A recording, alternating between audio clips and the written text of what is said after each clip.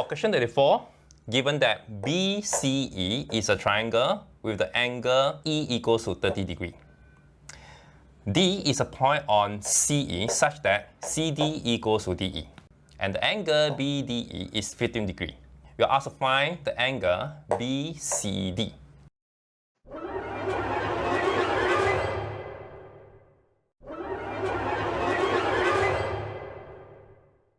Observation is extremely important for this question. If you are going to use a sine rule, it will become very messy. You can try it and let me know your outcome.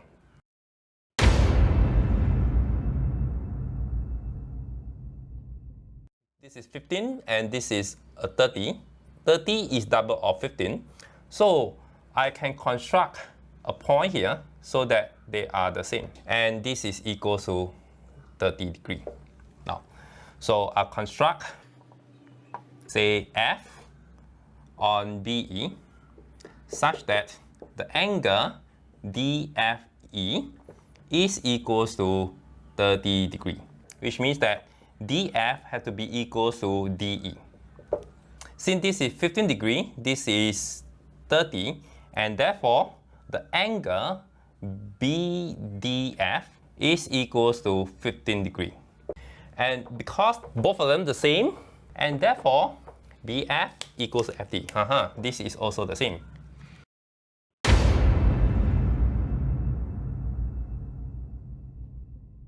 The next observation that we can make here is the angle CDF is equal to 60 degrees.